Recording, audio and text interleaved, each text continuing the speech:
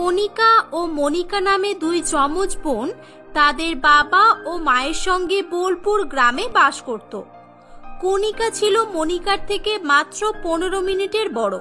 সে খুবই বোকা ও সরল প্রকৃতির মেয়ে ছিল।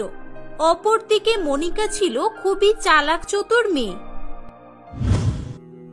একদিন, মা ও মা, আমার কলেজের অ্যাসাইনমেন্টের জন্য আমাকে বেশ কিছু জিনিস কিনতে হবে। মনিকাকে বলো না আমার সঙ্গে একটু যেতে। এত বড় হয়ে যাওয়ার পরও তুই একা একা বাইরে যেতে পারিস না। তোর কপালে যে কি আছে উপরওয়ালাই জানে। দাঁড়া, আমি মনিকাকে বলছি যেতে। পম্পা দেবীর কথায় মনিকা তার বোনকে নিয়ে মার্কেটে চলে যায়। এই, তোর যা কেনার কিনে নে যা। আমি আমার বন্ধুদের সঙ্গে একটু দেখা করে আসি, ততক্ষণ কেনা হয়ে গেলে তুই এখানেই দাঁড়িয়ে থাকিস আমার জন্য। আর তোর যদি একা একা বাড়ি যাওয়ার ক্ষমতা হয় তাহলে একাই চলে যাস। এই বলে মনিকা কণিকাকে সেখানে ছেড়ে চলে যায়। কণিকা মন খারাপ করে তার প্রয়োজনীয় জিনিসপত্র কিনে নিয়ে মনিকার জন্য অনেকক্ষণ ধরে ওয়েট করতে থাকে। কিন্তু 3 ঘন্টা হয়ে যাওয়ার পরও মনিকা সেখানে আসে না। তাই কণিকা খুব ভয় পেয়ে কান্না শুরু করে। তখন তাদের গ্রামের এক চেনা পরিচিত লোকের সঙ্গে কণিকার দেখা হয়। কণিকা তার সঙ্গে বাড়ি চলে আসে। সে বাড়ি এসে তার মা ও বাবার সামনে অনেক কান্নাকাটি করে। সরি মা, আমি ভুলে গিয়েছিলাম, আমার একটুও মাথায় ছিল না। আর তাছাড়া কণিকা তো এখন বাচ্চা নয় যে ও একা একা বাড়ি আসতে পারবে না। মনিকার এমন ব্যবহারে তার বাবা মা সব সময় খুব রেগে যেত। বেশ কয়েক মাস পর পম্পা দেবীর ইচ্ছায় কণিকা ও মনিকার একই পরিবারের 2 ছেলের সঙ্গে বিয়ে দিয়ে দেওয়া হয়। কণিকার বিয়ে হয়েছিল বড় ছেলে মহেশের সঙ্গে, আর মনিকার প্রতাপের সঙ্গে বিয়ে হয়েছিল। বিয়ের পর, আচ্ছা, তোমাদের দুজনের মধ্যে কণিকা কোনটা আর মনিকা কোনটা? কে কণিকা আর কে মনিকা আপনি জেনে কি করবেন? সেই তো হিটলারের মতো শুধু হুকুম করবেন। শাশুড়িদের আর তো কোনো কাজ থাকে না, শুধু কণিকা নামটাই মনে রাখবেন। যখনই কোনো দরকার পড়বে শুধু কণিকা কণিকা বলেই ডাকবেন, তাহলেই হবে। এই বলে মনিকা নিজের ঘরে চলে যায়। বুঝলাম, তুমি হলে কণিকা আর ওই অসভ্য মেয়েটি হলো মনিকা, তোমার বোন। বিয়ের পর মনিকা বাড়ির কোনো কাজই করত না। বাড়ির সমস্ত কাজ করা, সকলের খেয়াল রাখা কণিকা একাই করত। এভাবেই কয়েক বছর কেটে যায়। কণিকা সুন্দর ফুটফুটে এক ছেলের জন্ম দেয়। বাড়ির সকলেই আনন্দে মেতে ওঠে। অপরদিকে মনিকাকে ডাক্তার জানায় যে সে কোনোদিনও মা হতে পারবে না। তাই দেখে মনিকা ও প্রতাপের খুব রাগ হয়। একদিন, মনিকা, তুমি তো কোনোদিনও মা হতে পারবে না, কিন্তু আমি এটা কিছুতেই মেনে নিতে পারছি না। হ্যাঁ প্রতাপ, আমারও খুব কষ্ট হচ্ছে। মনিকা, মনিকা, শোনো না আমার কথা। আমার বাচ্চা চাই, আমি বাবা ডাক শুনতে চাই। আমি কিচ্ছু জানি না। তোমার বোনের ছেলে চিন্টুকে তুমি নিয়ে নাও তোমার বোনকে বলে। প্রতাপ, এসব তুমি কি বলছো? এটা কি করে সম্ভব? কেউ কারোর বাচ্চা এমনি এমনি কেন দেবে? তুমি কি পাগল হয়ে গেছো? হ্যাঁ হ্যাঁ, আমি পাগল হয়ে গেছি। তুমি তো নিজেই বলো তোমার বোন খুব বোকা, ওকে খুব সহজেই বোকা বানানো যায়। সুতরাং এবার কিভাবে চিন্টুকে ওদের থেকে নিয়ে আসবে সেটা তোমার ব্যাপার। আমি বাবা ডাক শুনতে চাই, ব্যাস। মনিকা প্রতাপের কথা মতো কণিকার কাছে যায়। কণিকা, চিন্টুকে একটু দিবি আমায়? একটু দে না আমাকে প্লিজ। আমার চিন্টুকে কোলে নিতে খুব ইচ্ছা করে। দে না একটু প্লিজ, আমাকে একটু দে না। তুই এভাবে বলছিস কেন মনিকা? চিন্টু তো তোর ছেলের মতোই। তোর যখন ইচ্ছা তুই চিন্টুকে নিবি, কেমন? কেউ তোকে বারণ করবে না। এই নে ধর। ঠিক আছে, আমি তাহলে চিন্টুকে আমার ঘরে নিয়ে গেলাম। এই বলে মনিকা চিন্টুকে নিয়ে চলে যায়। প্রতাপ ও মনিকা দুজনে চিন্টুকে নিয়ে অনেক আনন্দ করে। মনিকা ও কণিকা দুজনে একই দেখতে হওয়ায় ছোট চিন্টু মনিকাকে নিজের মা মনে করেছিল। বেশ কিছুক্ষণ পর চিন্টু খিদের জন্য কাঁদতে শুরু করে। চিন্টুর কান্না শুনে কণিকা সেখানে ছুটে আসে।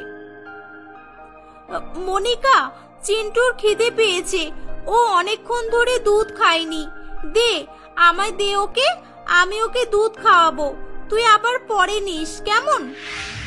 না, আমি দেব না ওকে, তুই যা, আমি ওকে দুধ খাইয়ে দিচ্ছি, তুই যা এখন। ছোট বৌমা, এ আবার কি কথা? তুমি দুধ খাওয়াবে মানে?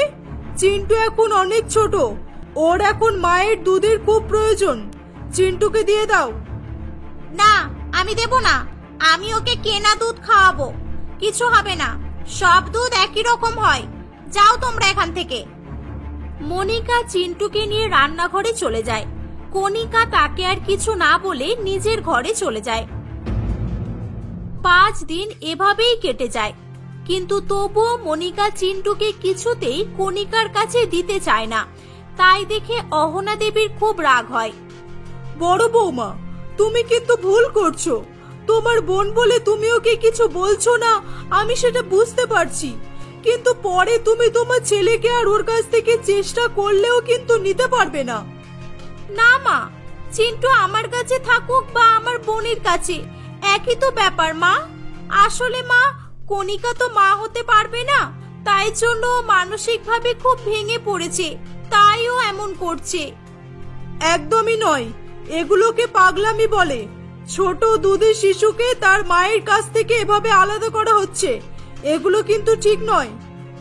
না মা, একটা মেয়ের কাছে মা হতে না পারাটা খুবই কষ্টের ব্যাপার, মনিকার ক্ষেত্রেও তাই হয়েছে, কিছু হবে না মা, দেখি না চিন্টু ওর মাসির কাছে কতদিন থাকতে পারে।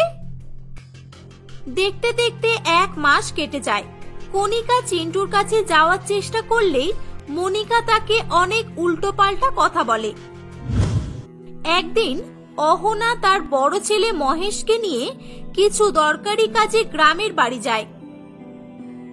মনিকা, এই সুযোগ, এতদিন ধরে আমরা যেই দিনটার জন্য অপেক্ষা করছিলাম সেই দিনটা চলে এসেছে।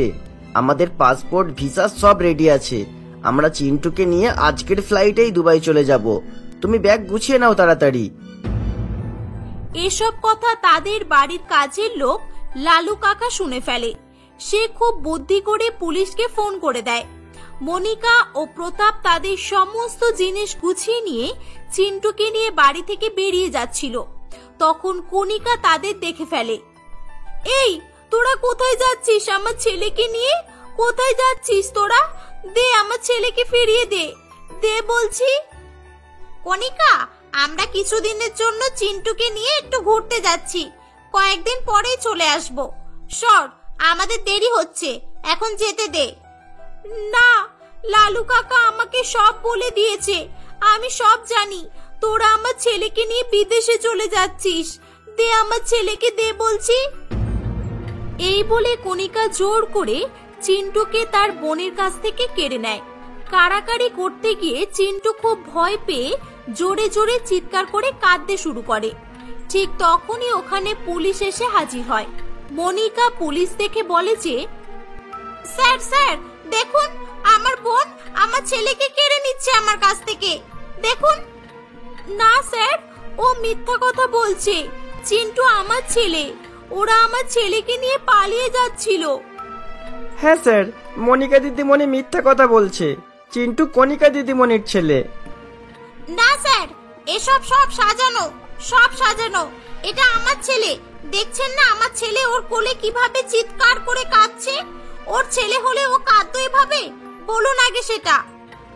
পুলিশ খুব কনফিউজড হয়ে বলে যে, আচ্ছা ম্যাডাম, বাচ্চাটা ওনাকে দিন তো দেখি। কি বললাম, দিন বলছি। চিন্টু মনিকার কোলে যেতেই একদম চুপ হয়ে যায়। আমাদের আর কিছু বুঝতে বাকি নেই, বাচ্চাটা মিসেস মনিকারই। আপনি এতক্ষণ মিথ্যা কথা বলছিলেন তাই তো? চলুন এবার থানায় চলুন। এই যে মিসেস মনিকার মিস্টার প্রতাপ, আপনারা যেখানে যাচ্ছিলেন যেতে পারেন এবার। তখন হঠাৎ করে ওখানে ডাক্তার কালীপদ বাবু চলে আসে। না, একদম না, আপনারা ভুল করছেন স্যার, এই বাচ্চা মনিকার নয়, এটা কণিকার বাচ্চা। আমি ডাক্তার কালীপদ দাস, আমি নিজে কণিকার ডেলিভারি করেছি। আর মনিকার চেক আপ করে আমি নিজেই জানিয়েছিলাম যে ও কোনোদিনও মা হতে পারবে না। এই যে দেখুন, এখানে সব ডকুমেন্টস আছে। পুলিশের আর কিছু বুঝতে বাকি থাকে না যে প্রতাপ ও মনিকা মিথ্যা কথা বলছিল। পুলিশ চিন্টুকে কণিকার হাতে তুলে দেয়। এই নিন আপনার ছেলে, আর এই যে আপনারা, বাচ্চা চুরির অপরাধে আমি আপনাদের গ্রেপ্তার করছি। চলুন এবার জেলে দুবাইয়ের হাওয়া খাবেন। না স্যার, এমন করবেন না, ওদের ছেড়ে দিন দয়া করে। ওরা তো আমার বাচ্চাকে ফিরিয়ে দিয়েছে, আর ওরা তো ওদের ভুলও স্বীকার করে নিয়েছে। এবার ওদের ছেড়ে দিন প্লিজ। পুলিশ কণিকার অনুরোধে তাদের ছেড়ে দেয়। এসব দেখে কণিকা ও প্রতাপ নিজেদের ভুল বুঝতে পারে। তারা কণিকার কাছে হাত জোড় করে অত্যন্ত অনুশোচনার সঙ্গে ক্ষমা চায়। কণিকা তাদেরকে ক্ষমা করে দেয়। তারপর থেকে যমজ দুই মা আদর ও ভালোবাসা দিয়ে চিন্টুর জীবন ভরিয়ে তোলে। সকলে এভাবেই হাসি খুশি জীবনযাপন করতে থাকে। বন্ধুরা, আমাদের আজকের গল্পটি তোমাদের কেমন লাগলো কমেন্ট করে জানাও। গল্পটি ভালো লাগলে লাইক করো এবং তোমার বন্ধুদের সঙ্গে শেয়ার করো। আর তোমরা যদি আমাদের চ্যানেলে নতুন হও, চ্যানেলটিকে অবশ্যই সাবস্ক্রাইব করো। ধন্যবাদ।